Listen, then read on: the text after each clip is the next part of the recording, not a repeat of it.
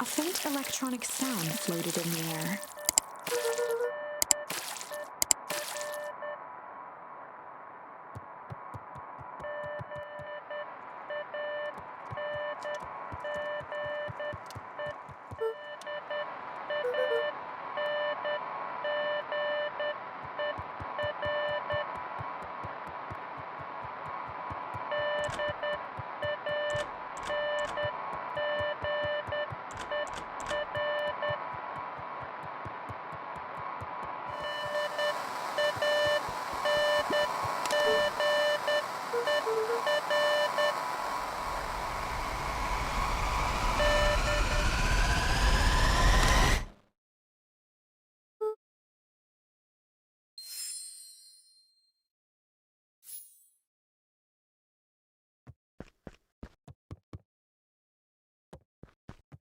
Luca glanced at the now silent walkie-talkie. He wasn't sure what to think.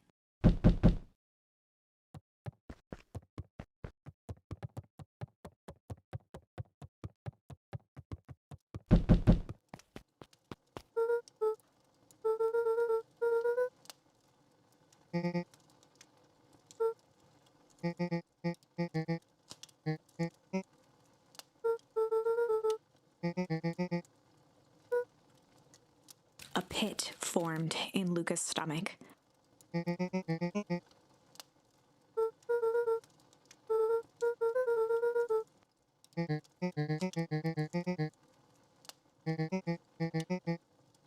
Luca's mouth felt dry.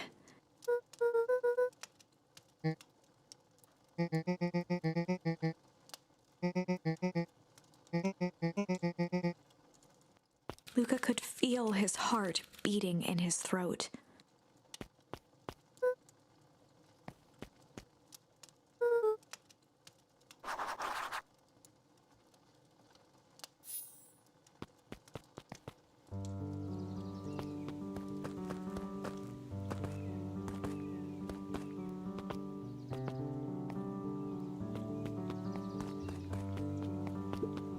The road leading to Beacon Pines was long and uninspiring, a sort of natural barrier for the impatient.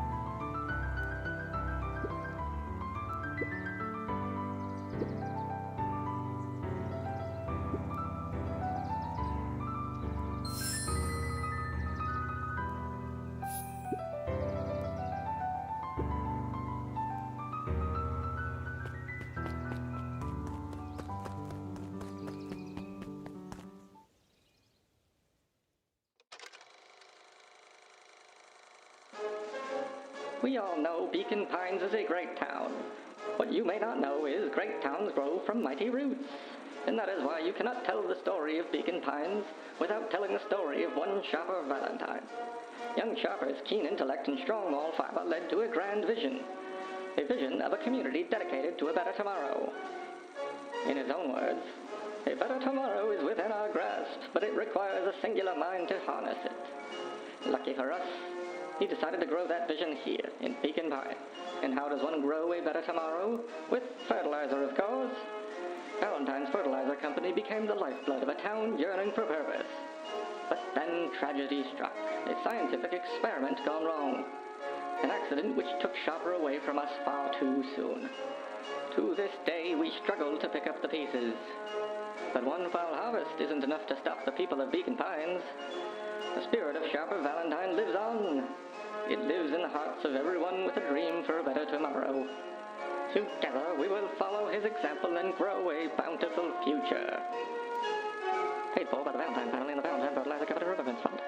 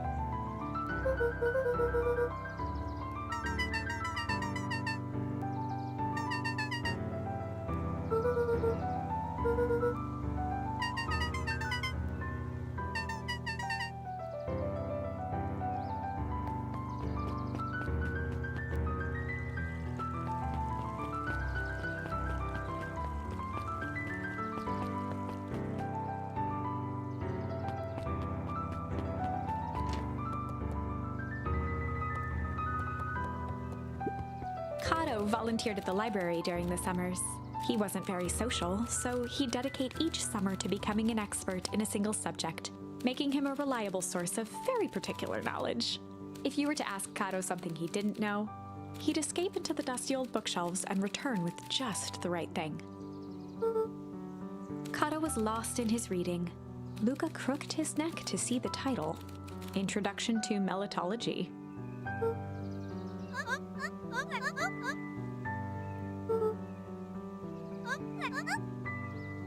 He gestured to the shelves.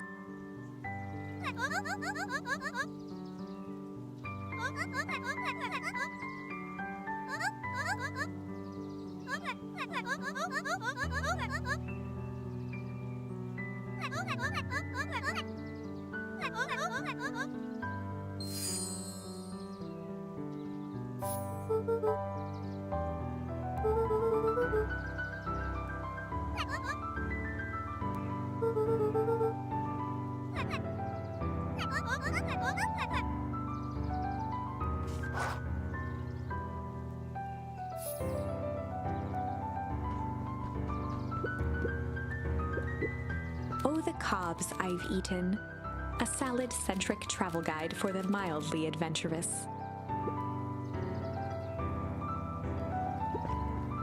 Sally Seashore's simple, succulent sundries. Luca brushed off a smudge of dust. Or maybe it was flour. 30 recipes so easy you'll doubt it's even edible.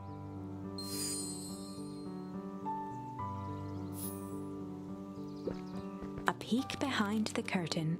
The methods and ruminations of Patrick C. Montesquieu, one of the greatest acting minds of our time, by Patrick C. Montesquieu.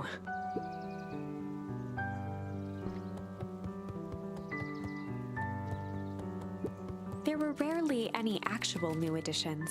Simply, a variety of existing content rotated into the front display each week.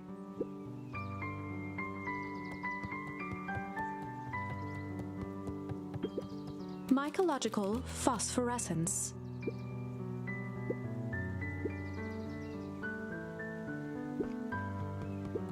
The bottom corner shelf was a dusty array of thick science books. Only one binding was clean enough to read: Cellular Biology and the Chemistry of Mitosis.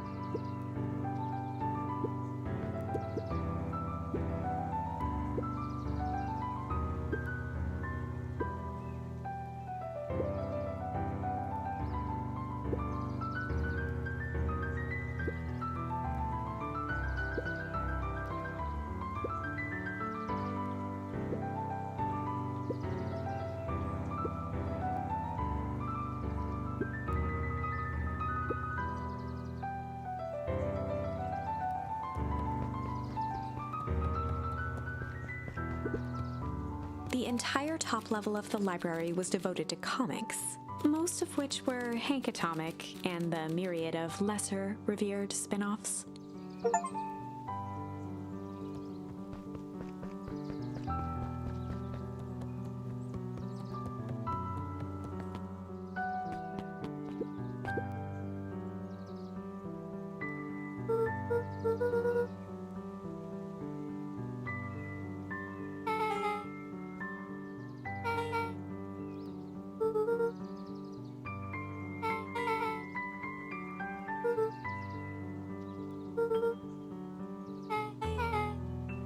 Beck's family moved often, giving her little time to establish any real connections. She would tell you she prefers it that way.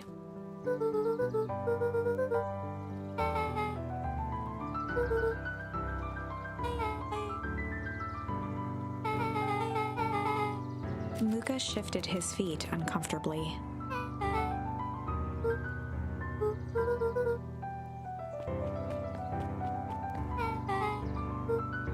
Beck pulled a coin from her pocket.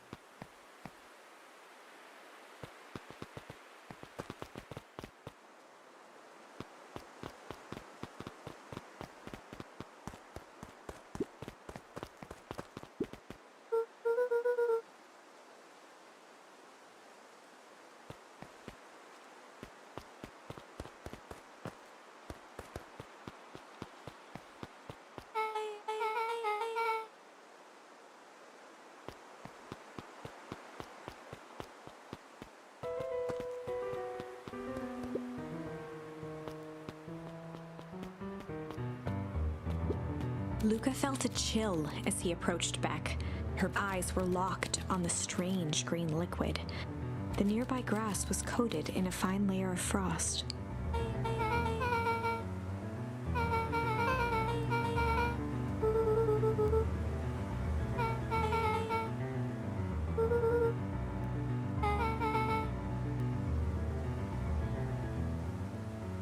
Luca watched as Beck dipped a broken tree branch into the goo. Beck's eyes widened as flowers grew from the dead wood.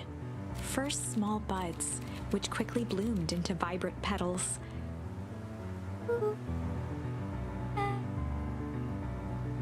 As quickly as they had grown, the flowers began to shrivel and turn gray.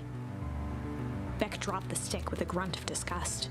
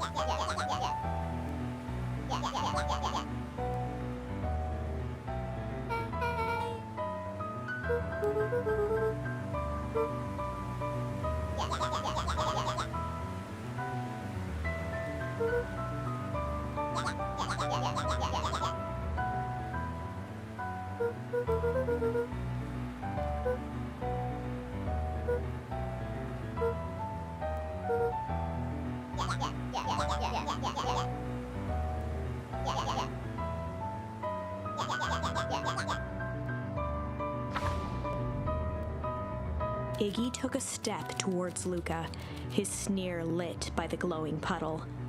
Beck could see tears welling in Luca's eyes, his fists clenched. Some things about Beacon Pines were very different from the city, but a bully from a hayseed town is really no different from a city bully. Beck took a deep breath and thought.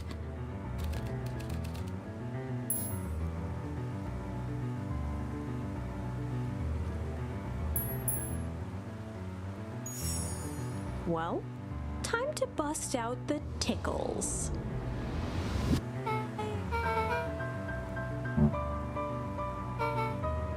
Beck lunged forward and began to tickle under Tish's arms.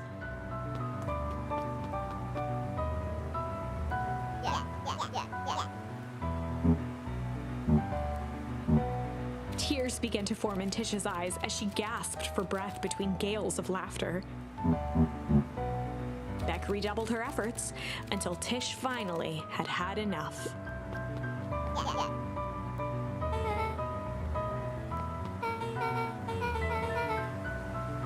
Iggy's eyes darted around, a realization dawning on his face that he was now outnumbered.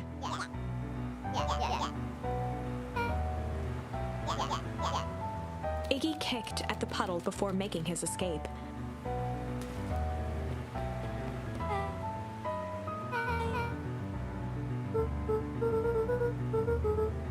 Beck shook the ooze out of her hair as best as she could.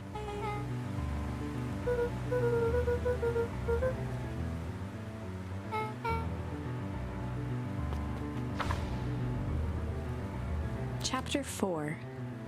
The Best Policy. Luca paused for a moment, catching his breath. He'd only just met Beck, and somehow he already managed to drag her into this mess. Hopefully he could make it up to her. But finding Rollo was his primary concern.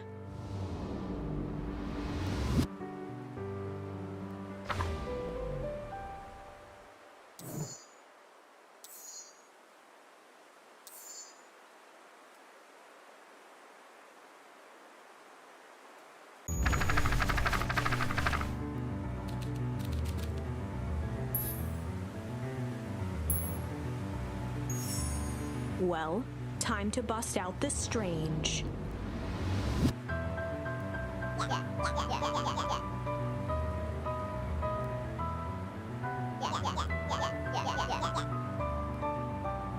Beck stared in silence, the only sign of life being the twitch of an eye.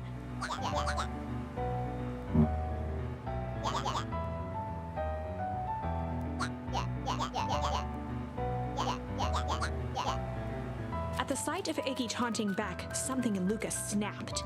Iggy's smirk shifted to a look of shock as Luca launched himself into his stomach. Iggy's clothes were drenched in the glowing ooze. Iggy's voice began to slur as he struggled to get up.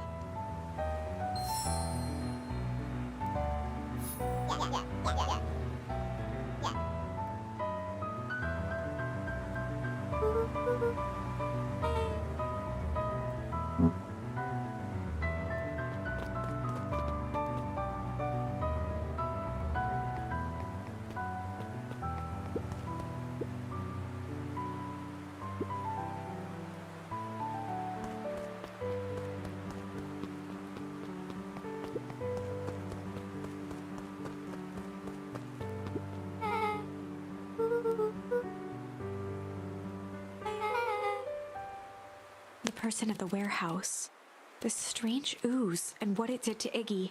Was Rollo caught up in all of this?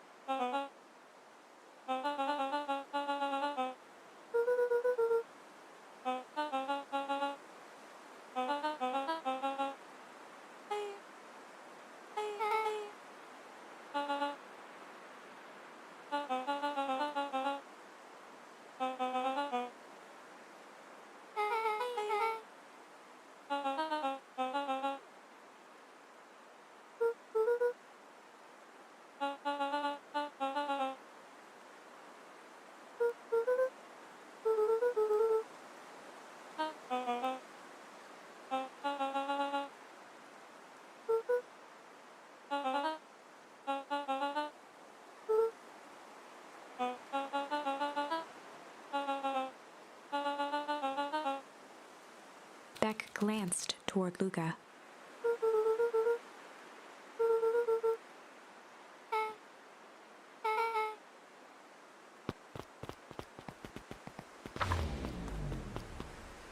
Rolo was safe.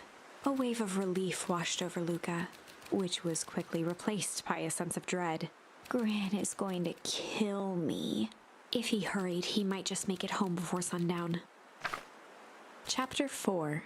Our harvest awaits. Luca took a deep breath and gingerly opened the door, steeling himself for Gran's wrath.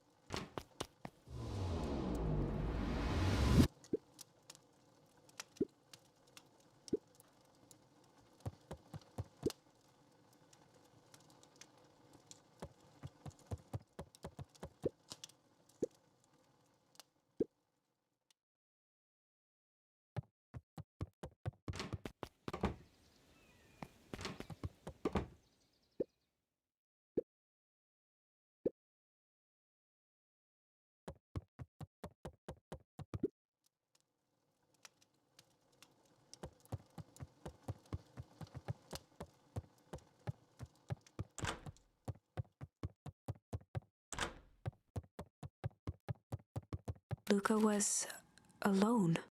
The house was empty.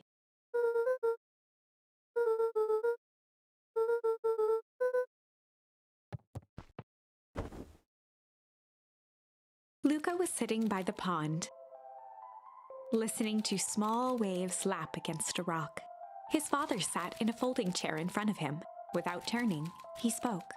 "Why don't you grab me some nice bait?" "Sure thing, Dad." Luca hopped over to the tackle box and popped open the lid. Inside was a rolling, buzzing mass. "We're fishing with bees?" Luca's father gave a warm chuckle. "Well, you catch more fish with bees than honey. Pick us out a good one." Luca closed his eyes and plucked out a bee. He could feel its wings struggle between his finger and thumb. Holding it at arm's length, he hurried over. His father deftly baited the hook and examined his work. "Interesting choice." With a practiced flick of the wrist, the line buzzed in a graceful arc. The water accepted it without a splash or ripple. The wrong choice, but I respect it. The pond began to freeze over. "Sometimes we gotta make the wrong choice before we can make it right." Pallid ice propagated across the still surface with an alarming speed. Luca scrambled back as the ground beneath him turned cold. "Dad, I don't understand." "Sorry, kiddo. Understanding isn't always part of the deal." The relentless ice shot through the fishing line toward his father. "Dad, look out!" His father casually wound the reel. "None of it's your fault, you know. Never was." "Dad, we have to go." Luca grabbed his father's shoulders, trying to pull him away. "Please, you have to run." The ice crackled as it spread across his father's hands. "That's the thing about fishing, Luca." His chest began to crystallize. "You toss your hook in, and you never know what you're gonna pull out." A shock of searing cold ran up Luca's arms. He gave one last desperate tug. The chair tipped backwards in a single frozen mass. Luca tried to stop the momentum, but it was too late. He watched the icy form of his father slam into the hard ground, shattering into 1,000 pieces that crowded around his feet. "Dad, I don't understand. What does all this mean?"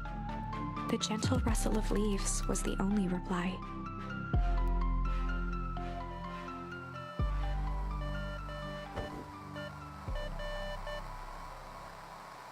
Luca's eyes struggled to focus on the walkie-talkie.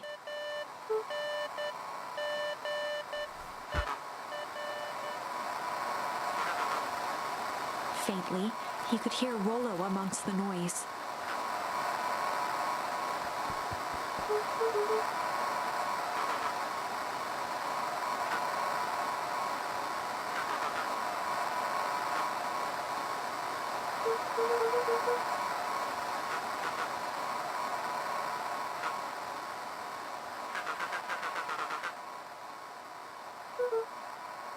Rollo's voice was coming through more clearly now, but some words were still just static.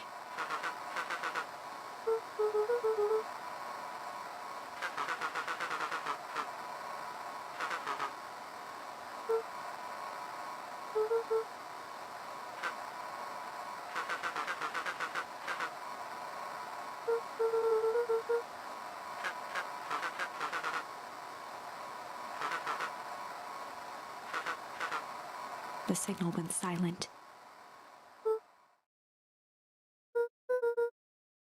Luca held still, waiting for a response, his pounding heartbeat marking the passage of time.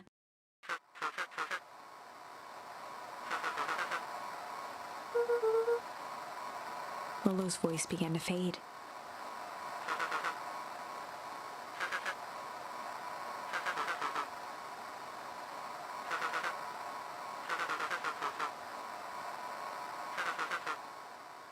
With that, the signal died for good.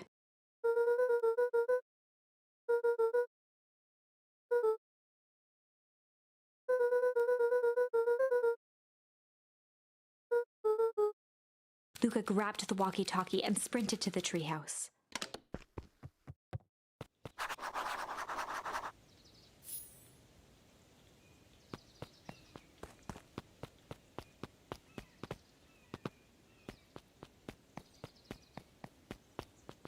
Luca heard a group of footsteps approaching. He dashed behind the bushes to avoid being spotted.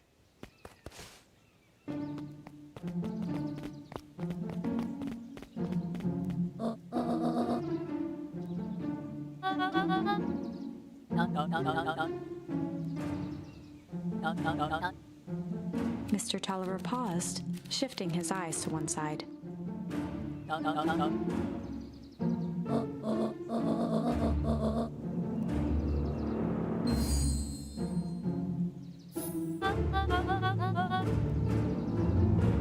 Mr. Tolliver took one long, quiet breath.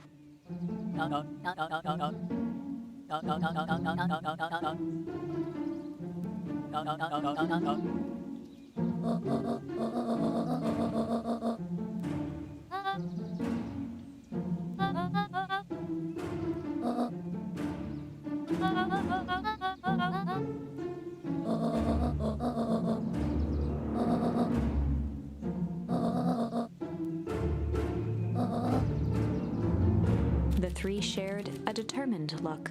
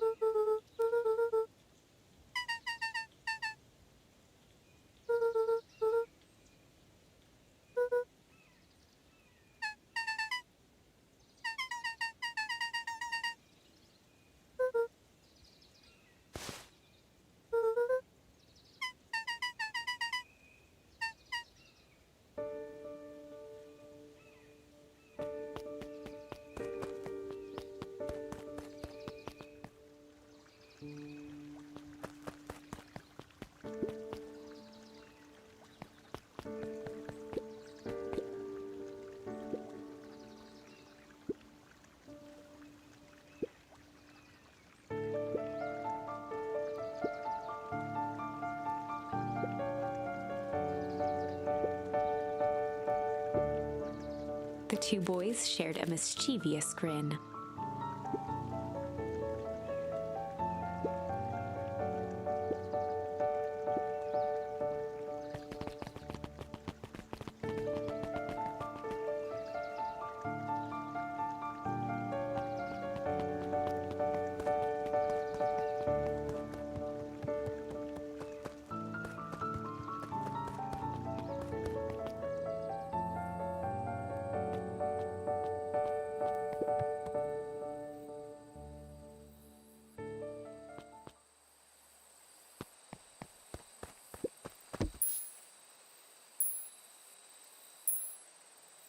Luca stuck a toy stretchy hand onto the hook.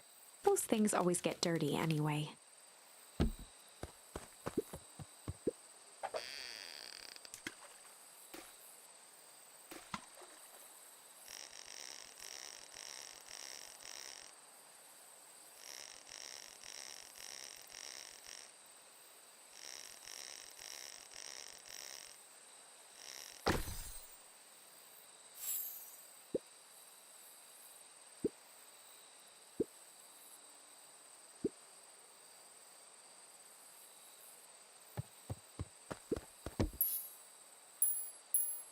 Luca wrapped some tape around the hook. Hey, you never know.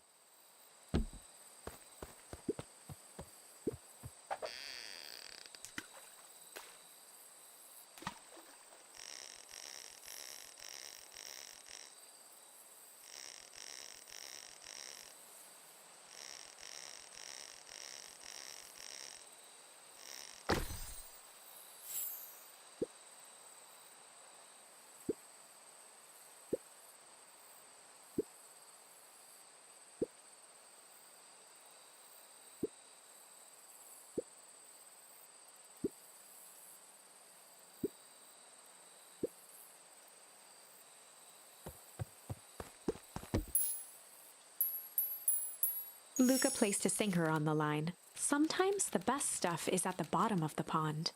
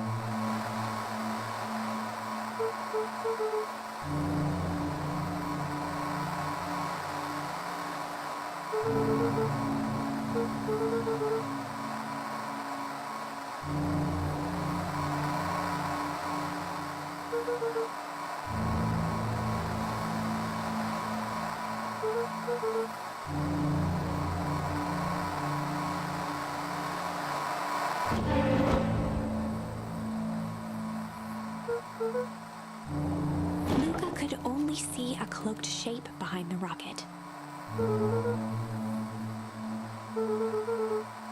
He strained to hear as a muffled voice began.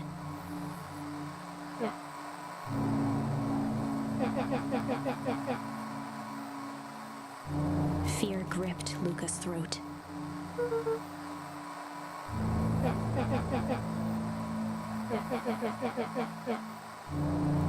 Luca stared at the ground for a moment, trying to place the dampened voice. The figure shifted slowly from behind the rocket, revealing itself to Luca.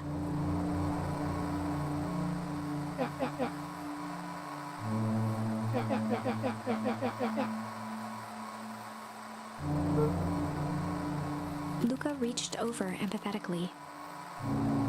Iggy's tone jolted to dejected anger. Luca slumped to the ground, overwhelmed by guilt.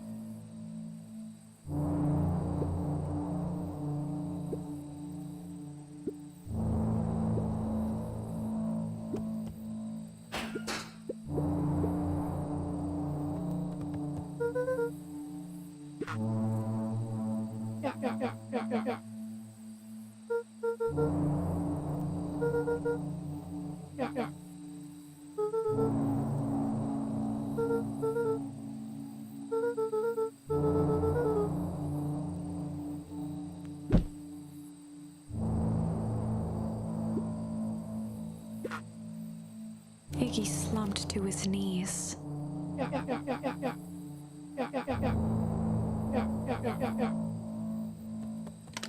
Luca grabbed the walkie-talkie and headed for the window. Luca and Iggy climbed up the back of the treehouse to its roof, where Rollo had constructed his MCDC, the Mission Control Defense Cannon. From behind the crowd of clipboards, William Kerr strode forward, a warm smile on his face.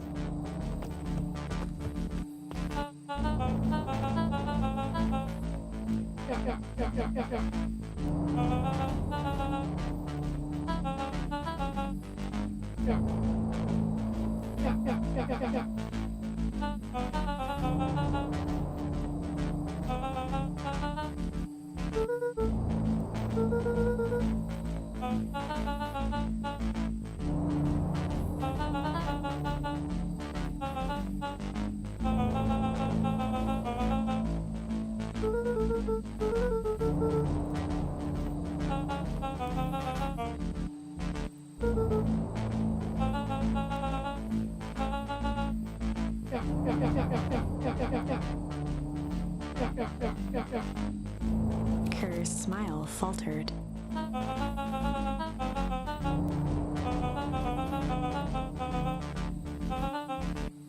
Luca's grip tightened on the MCDC.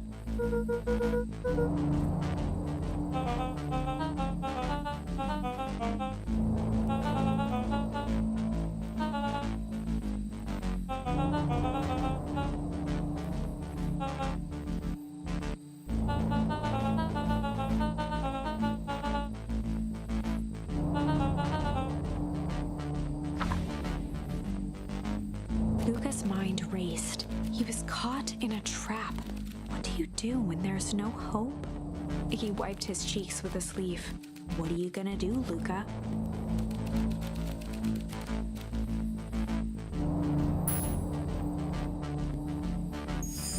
Luca drew himself up and decided to take the only option they had left. Fight. He swung the mission control defense cannon around, aiming it confidently at the smirking face of William Kerr.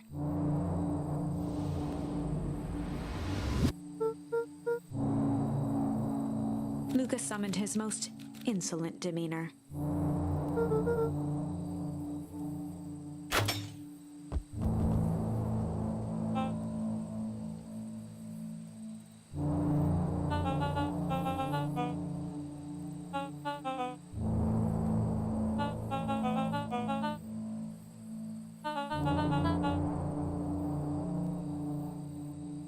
Kerr turned his back on the two boys. With a nonchalant wave of the hand, he made his exit. As the clipboards began to slowly advance on the treehouse, Luca looked to Iggy with resignation in his eyes. The end. That escalated quickly. Maybe discretion was the better part of valor here. Let's put a pin in this for now.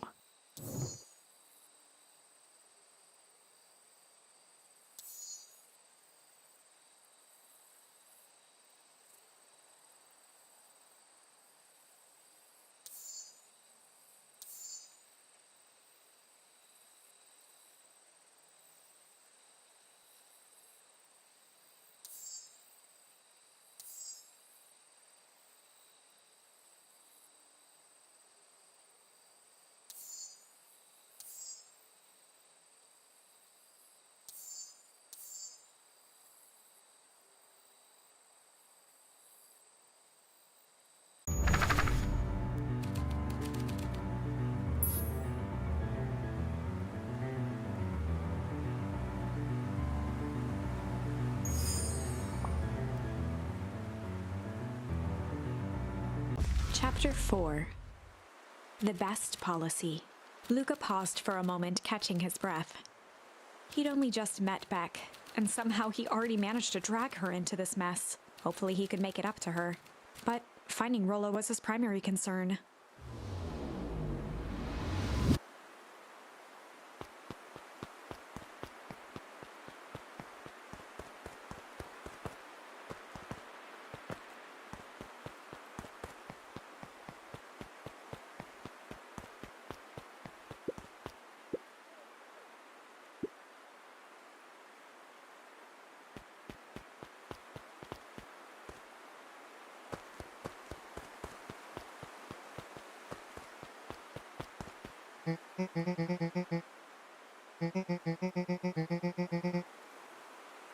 Roxy and Fitz looked drained. It was clear they'd spent all day searching.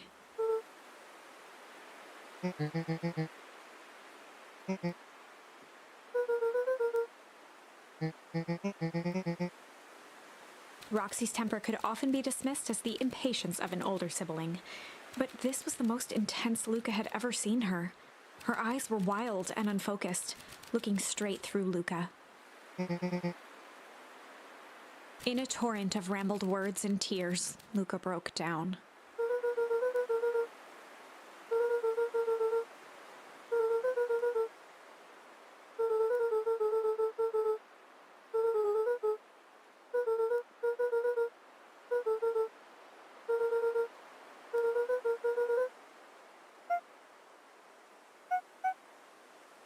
Roxy, still exhausted and angry, softened briefly as her eyes hunted the ground in thought. With a determined sigh, she looked up at Luca. Roxy drew herself up.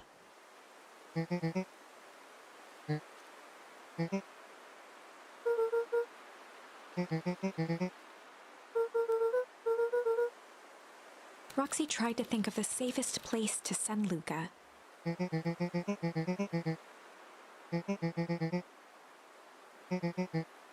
Luca wiped his cheeks and gave a quick nod.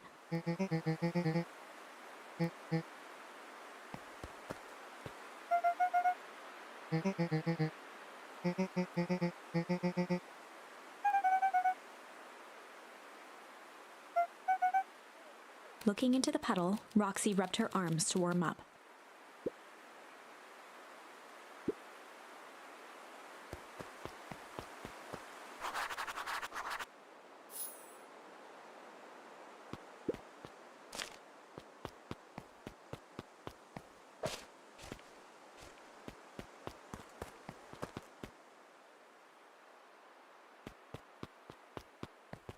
Mr. Nuncreed jumped with a start.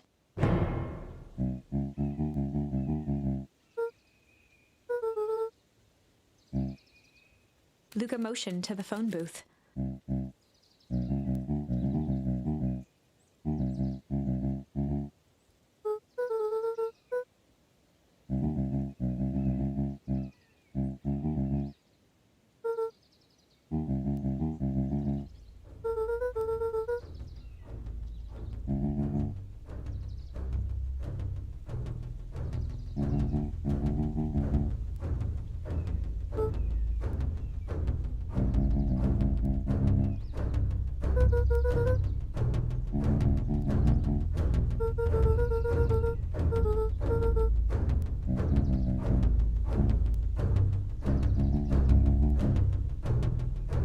Mr. Nuncreed gently placed one of his substantial hands on Luca's shoulder.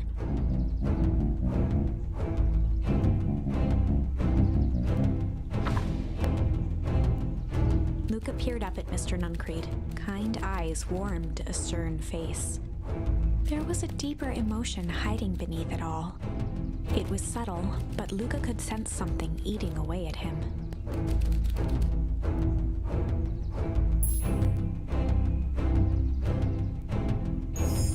There was a shame lurking behind those eyes. A deep sadness. If Mr. Nuncreed was that worried about Rollo, maybe he could help.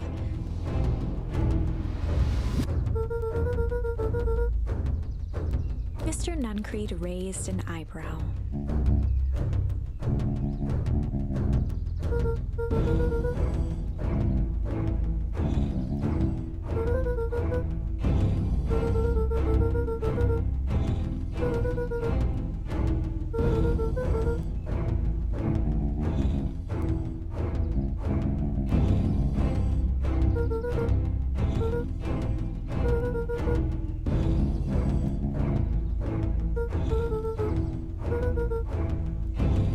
Mr. Nuncreed's shoulders slumped.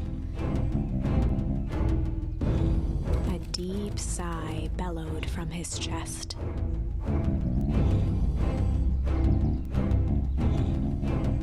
Luca attempted to take a step back, but Nuncreed's hand clamped down on his shoulder.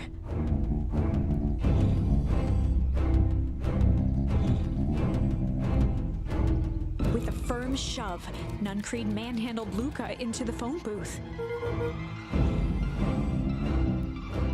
The door latched shut with a mechanical hiss.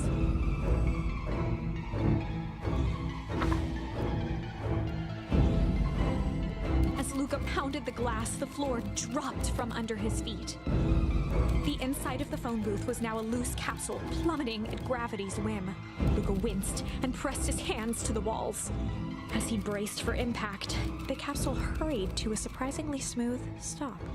He felt a cold rush of air and opened his eyes with hesitance. Two large figures in hazmat suits occluded his view. Luca heard the deep, resigned voice of Mr. Nuncreed over an intercom. He knows too much. The end. Wait. No. This isn't the end. I know there's still much more. Somehow this went wrong. Okay, let's try something else.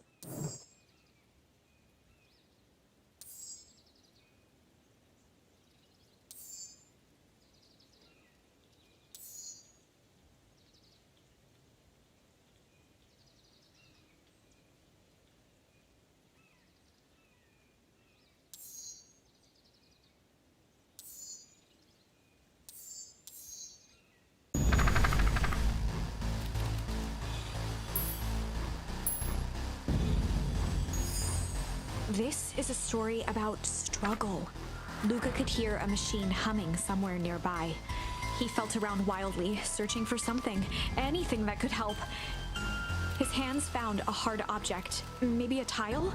He yanked it free, lifting the cold stone. Let me go! Luca swung the tile as hard as he could at the shape that still held fast to his leg. He heard the crack of glass as the stone hit the assailant's mask. With a muffled yelp, the hand let go. Luca was free and scrambled to the door. He never looked back once on the long run home. Chapter 3. Everything's fine. The next morning, it was quieter than usual at the breakfast table. Only the sound of silverware and chewing interrupted the awkward silence.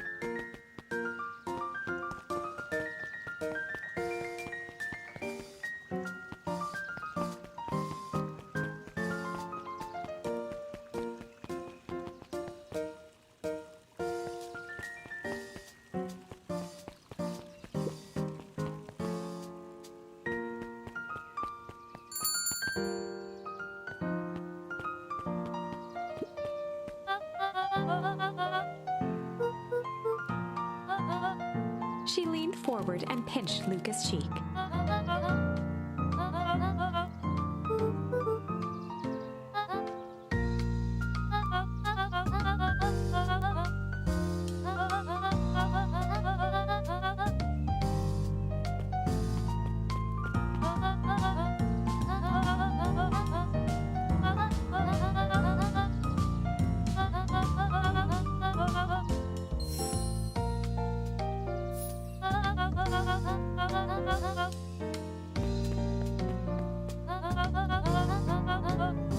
Luca shifted the basket uncomfortably. Mrs. Fratelli lifted the cloth and inspected the jam. She carefully lifted out her jars of jam.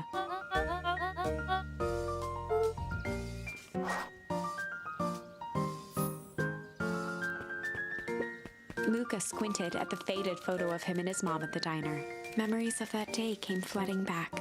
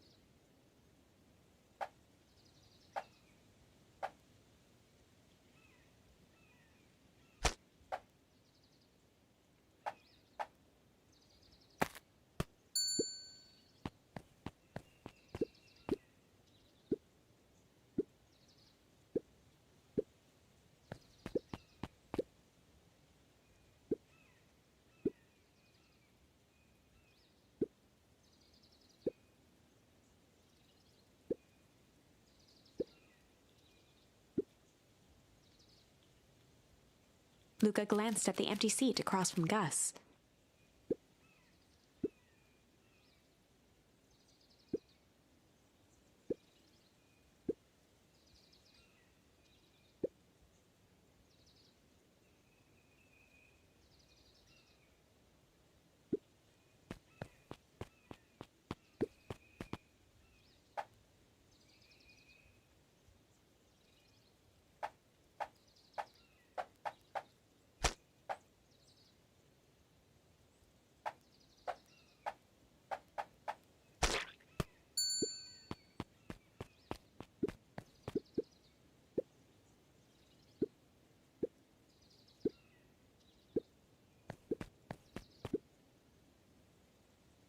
Jeff slapped the table and gave Luca a toothy grin.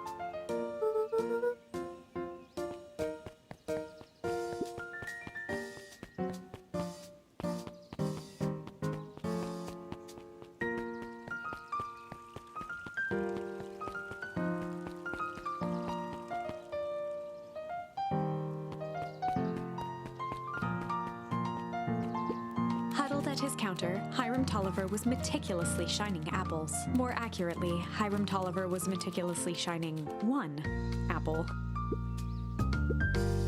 With a yelp, Mr. Tolliver fumbled the apple, flailing at the air as it fell.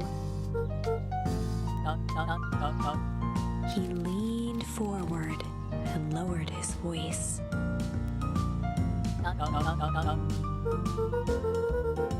He leaned in a bit further. Mr. Tolliver leaned back, speaking loud enough for anyone to hear.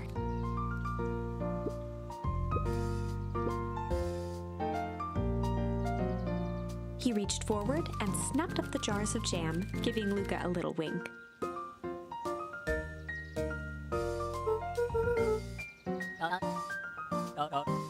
He leaned in for a final whisper.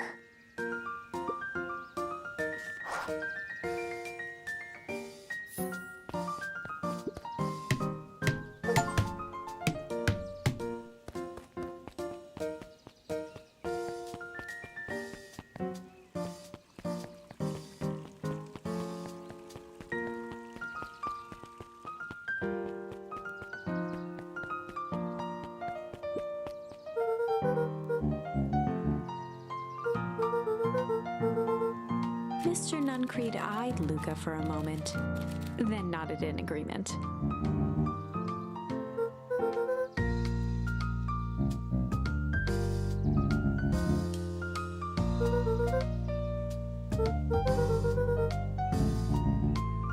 Nuncreed snatched the basket from Luca.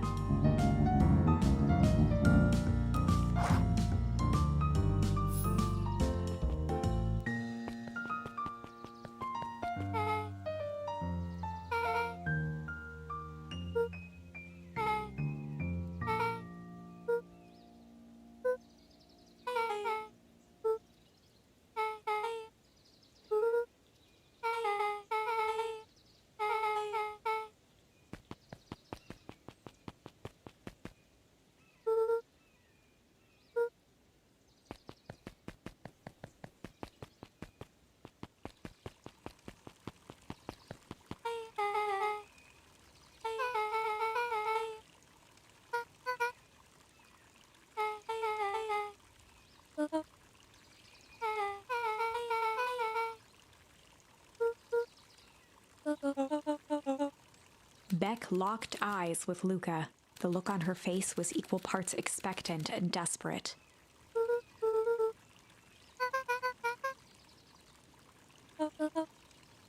Beck gave Luca a quick nudge.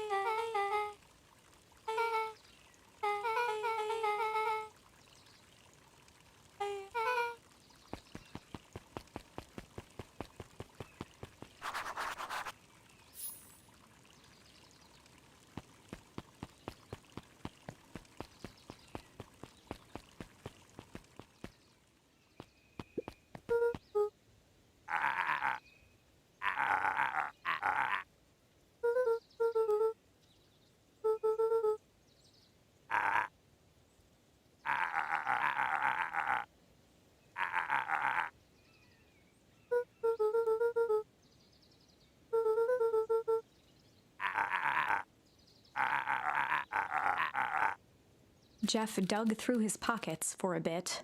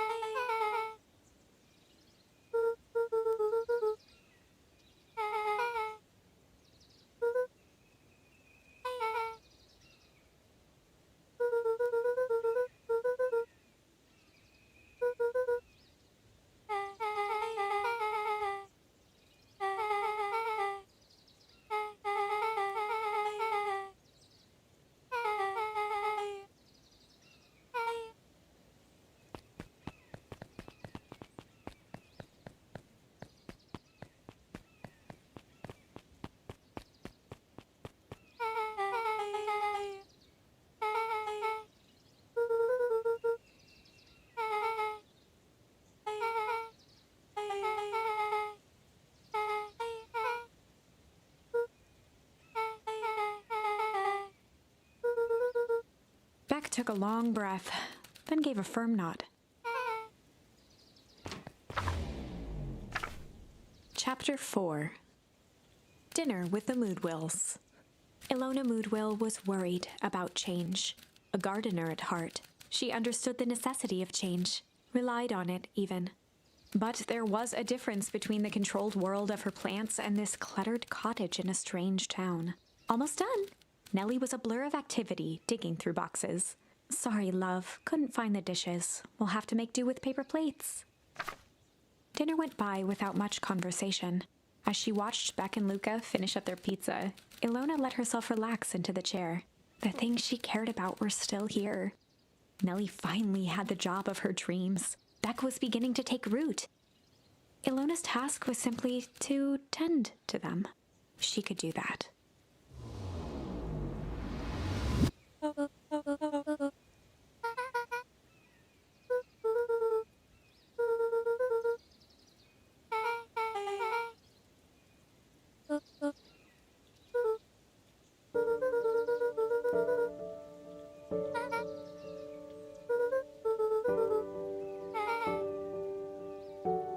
Luca's eyes were fixed to his plate, pushing a chunk of pineapple around with his finger. Nellie was the one who eventually broke the silence.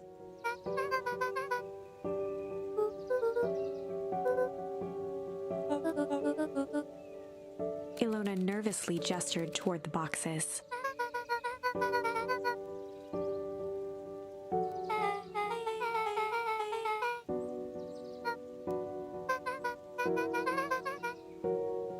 Luca wiped his face with his sleeve.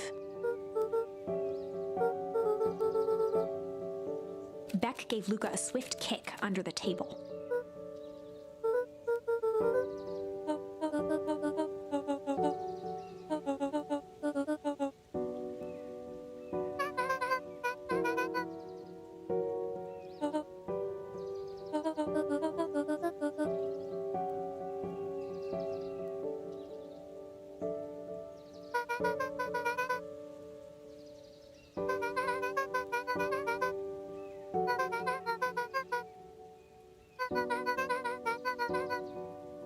Luca glanced over to Beck.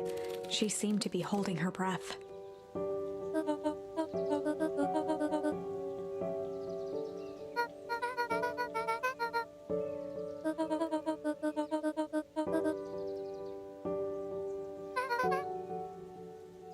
Beck slammed her fist into the table, perhaps harder than she intended.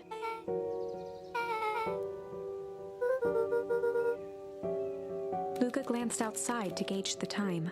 The sky was darker than he expected, filled with ominous clouds.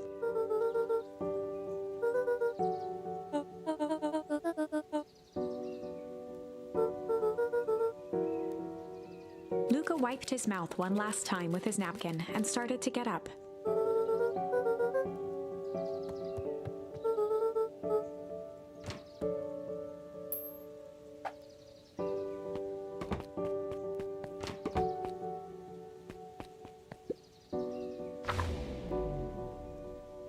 Surprised, Luca turned around. He knew Rollo could be prickly around new people, but Beck seemed cool. Rollo would warm up to her eventually, probably.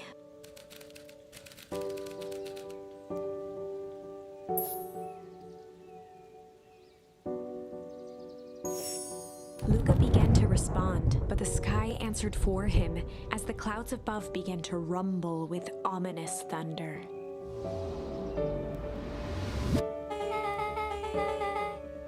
Luca surveyed the roiling clouds.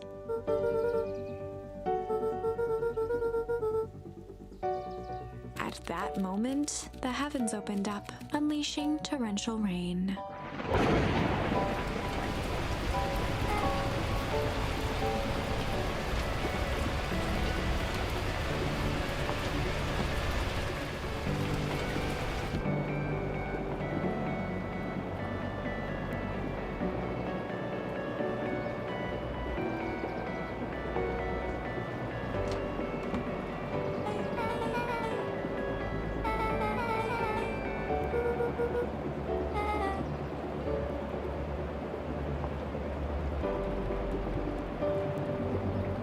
Luca squinted into the eye hole of the microscope.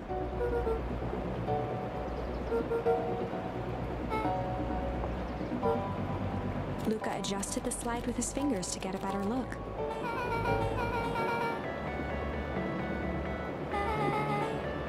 Luca wiped his hand off on his sweater and gave a nervous laugh. Beck looked down, timidly tapping the ladder with her feet.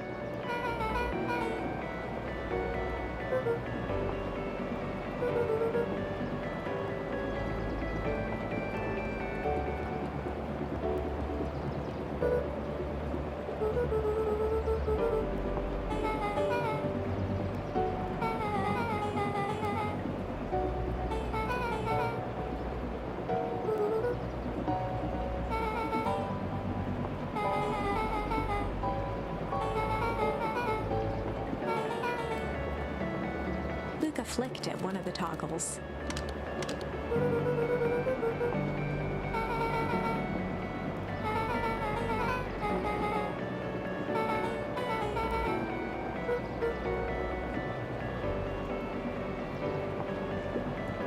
Luca bent down to examine the bouquet of wilting flowers. Judging by the odor, they were well past their prime. He flipped open the attached card.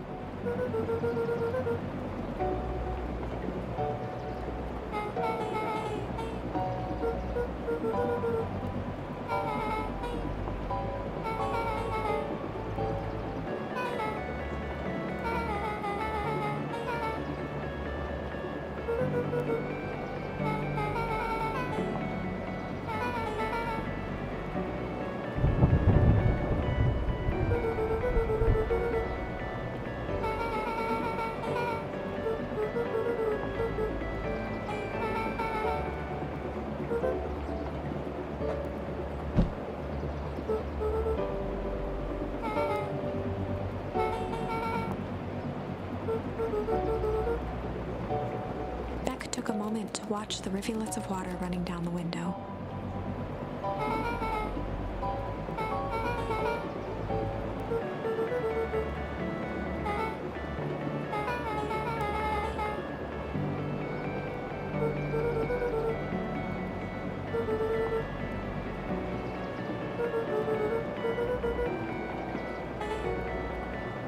Luca took a deep breath, exhaling slowly.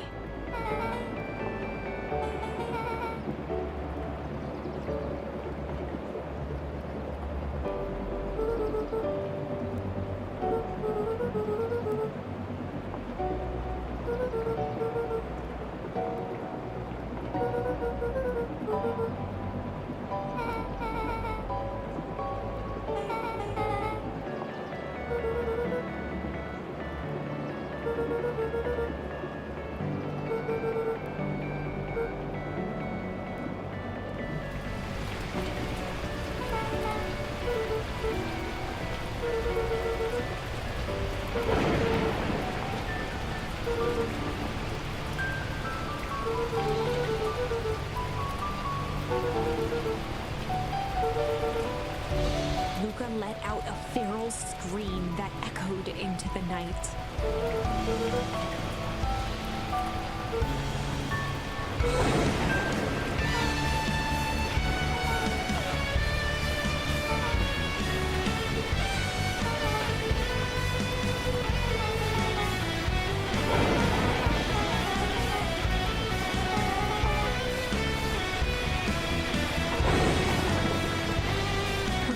Dropped to a trembling whisper.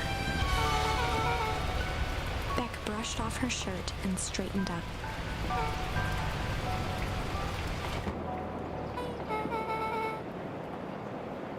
As abruptly as it began, the storm abated.